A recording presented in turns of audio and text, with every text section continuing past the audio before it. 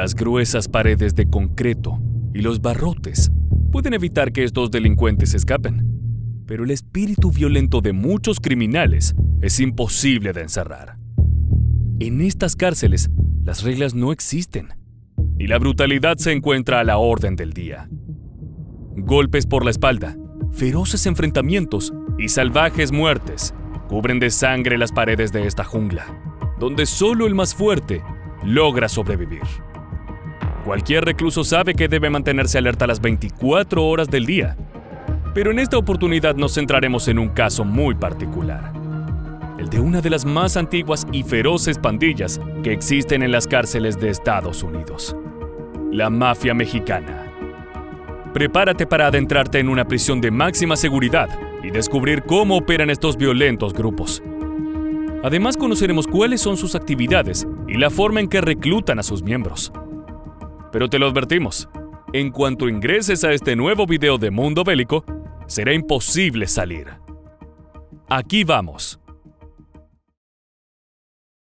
If he had no problem murdering a stranger, what makes you think he's going to have a problem murdering a rival gang member, you know?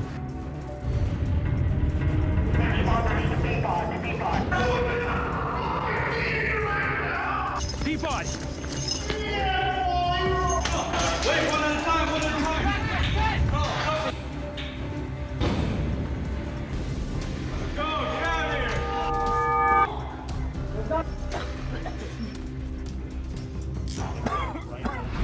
Alrededor de 1,5 millones de ciudadanos de Estados Unidos se encuentran cumpliendo una condena en prisión. Eso significa que es el país con mayor población carcelaria. Sin embargo, para cualquiera que no trabaje o esté encerrado en una penitenciaria, la vida tras las rejas sigue siendo en gran medida un misterio.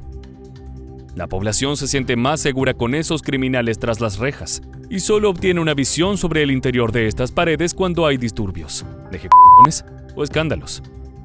No obstante, subsistir en estos lugares puede ser mucho más complejo de lo que parece. No solo para los delincuentes, sino también para los guardias que tienen la tarea de contener la violencia.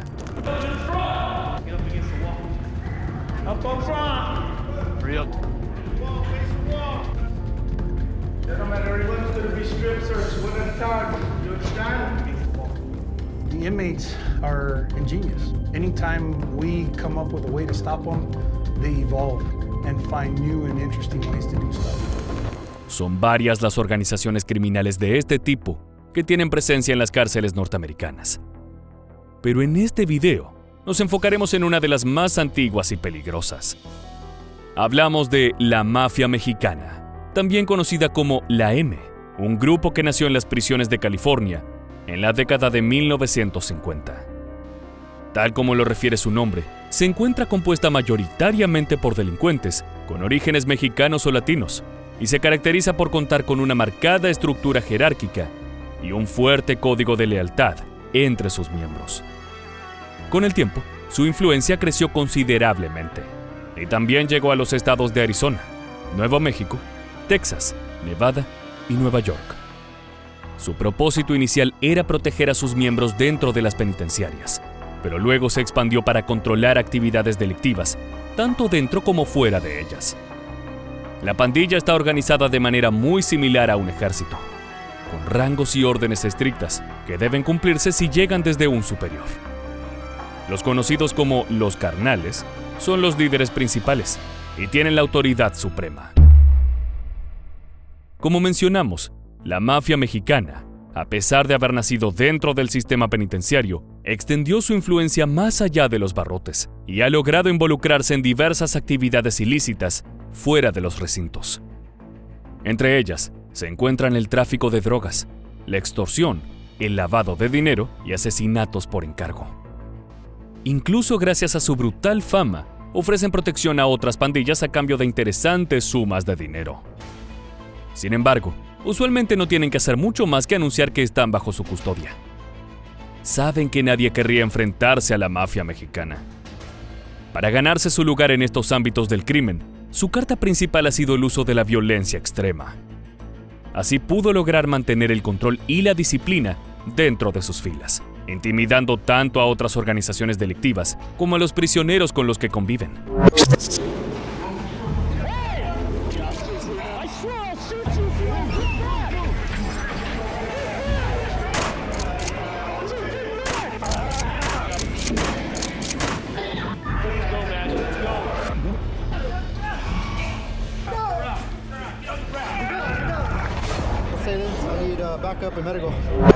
Ni siquiera los guardias pueden contener la furia de la letra M, uno de los símbolos más conocidos asociados con la mafia mexicana. Además, suelen tener tatuajes que representan su afiliación y lealtad a la pandilla. Este suele ser el primer paso para identificarse entre sí y diferenciarse de sus enemigos. La organización tiene relaciones tanto de alianza como de rivalidad con otros grupos. Por ejemplo, tienen una suerte de coalición conocida como Sur, junto a bandas de origen latino con presencia en California, conocidas como sureños. También mantienen un vínculo con la Hermandad Aria, compuesta por presidiarios blancos, y el Cártel de Sinaloa. Este último probablemente sea su aliado más importante, ya que se trata de una de las organizaciones más sanguinarias y poderosas de México. Del otro lado del mapa criminal, la M cosechó grandes enemistades, principalmente con la Nuestra Familia, otra pandilla con integrantes de origen mexicano oriunda de California. Y a la lista negra se le suman los Bloods y los Crips, bandas de Los Ángeles con mayor influencia afroamericana. Con estos grupos se disputan el control dentro de las cárceles estadounidenses, llevando a cabo brutales enfrentamientos, donde pueden llegar a asesinar a un rival a golpes de puño. La vida de los pandilleros, especialmente de aquellos afiliados a la mafia mexicana, es extremadamente estructurada, peligrosa, pero sobre todo está marcada por la violencia. Tal como lo señalamos anteriormente, los rangos son un factor importante. Pero más allá de los liderazgos, cada uno de los miembros tiene un rol específico dentro de la organización. Un integrante de la M puede ser mensajero, soldado o encargado de la seguridad, entre otras cosas. Lo que está claro es que cada persona sabe perfectamente cuál es su papel y a quién debe reportarse. Las pandillas controlan ciertas áreas dentro de las prisiones a las que denominan como territorios. Estos pueden incluir bloques de celdas, espacios de recreación o comedores. La mafia mexicana, por ejemplo, controla a los reclusos latinos y se asegura de que brinden respeto a la organización. Asimismo, incluso en prisión, los miembros están involucrados en actividades delictivas como el tráfico de drogas, contrabando de teléfonos móviles y armas. También extorsionan a otros presos y sus familias, exigiendo un pago a cambio de tener acceso a un colchón, productos de higiene o simplemente para evitar crueles golpizas. La violencia es una herramienta común para mantener el control de todos estos negocios, como así también la disciplina de los reclusos, ya sean rivales o subordinados dentro de la estructura. Los criminales deben estar dispuestos a participar en actos brutales cuando se les ordene, ya sea para castigar a un miembro que ha roto las reglas o para intimidar a otros. Sin lugar a dudas, esta violencia es un lenguaje en común entre todas las bandas presentes en las prisiones, y aquí un recluso que tenía intenciones de formar su propia pandilla lo deja claro. I decided I needed a family, a purpose. And so we went to the Aryan Brotherhood on that yard and said, hey man, we want to raise a flag and start our own family, a white pride family. The head there said, well, you know what? You're going to have to go to war with another race. And you might want to have your numbers up before you do that. So we did that. Los reclusos siempre deben estar alerta y preparados para defenderse de ataques de pandillas rivales o para ejecutar órdenes de sus líderes. La lealtad y el cumplimiento de las reglas son vitales para la supervivencia dentro de la prisión. Las represalias por desobediencia o traición son extremadamente severas y pueden incluir golpizas, puñaladas o incluso asesinatos. Estos actos sirven para enviar un mensaje claro sobre las consecuencias de no seguir las reglas. No obstante, a cambio de lealtad, la mafia mexicana ofrece protección a sus miembros y a otros presos afiliados. Lo único que deben hacer es respetar el código de silencio, lo que significa no cooperar con las autoridades ni revelar información sobre las actividades de la organización. Hay dos caminos para ganarse un lugar en la M. Por un lado, para quienes no quieren participar de la pandilla, pero necesitan sus servicios para estar seguros. Pueden pagar con dinero o bienes. De esa manera, tendrán la custodia necesaria de parte de los criminales más brutales y nadie se les querrá acercar. La otra alternativa es ser parte del grupo como un miembro más. Sin embargo, para esa opción el criminal debe estar dispuesto a mancharse las manos con sangre. Ahora bien, si tenemos en cuenta que aproximadamente la mitad de la población carcelaria está condenada por un delito violento, unirse a una pandilla para obtener diferentes beneficios parece ser una cuestión de supervivencia. Miremoslo a través de los ojos de un ex miembro. Se trata de Manuel Medrano, quien fue parte de la mafia mexicana en Arizona. El pandillero estuvo entrando y saliendo del Departamento de Correcciones, Rehabilitación y Reingreso en aquel estado norteamericano durante 20 años y cumplió condenas por robo a mano armada y tráfico de drogas. En esta cuestión, recuerda la etapa de ingreso al grupo delictivo carcelario y cómo eso lo obligó a llegar hasta un lugar que jamás imaginó. Expectation that they will kill for the organization when the time comes. At the time, I think the count was 150 members total. We like to think about it as, we're the elite of the prisoner system. Originally, when I was made, I had not killed anybody yet. My high-ranking member took a liking to me, and so he pushed my well, there was a couple of them, but they pushed my name through, and I was voted on, and I became a member. Within a few months, I did kill.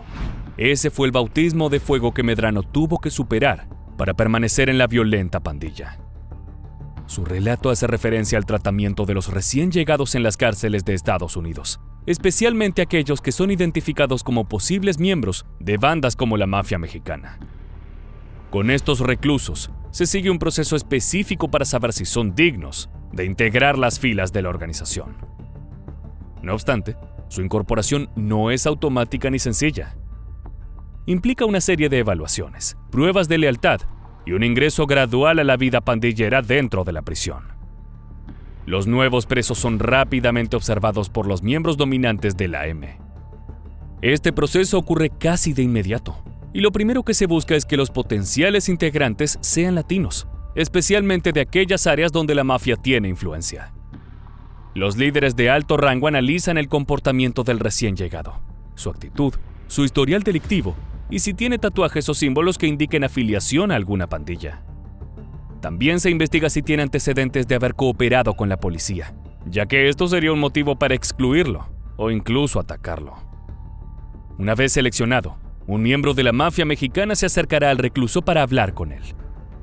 Esta conversación puede parecer amistosa, pero en realidad es una forma de obtener información y evaluar su actitud y disposición. Le preguntarán de dónde viene, si tiene alguna conexión previa con este tipo de organizaciones y cuál es su postura sobre la vida en prisión. Si todo va bien, ocurrirá como en el caso de Medrano, y se le asignará una misión para probar su valor y lealtad.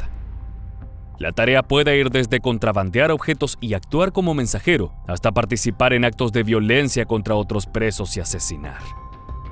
Cumplirla demostrará su disposición a seguir órdenes sin ningún tipo de reparo a las consecuencias y su compromiso a manchar sus manos con sangre.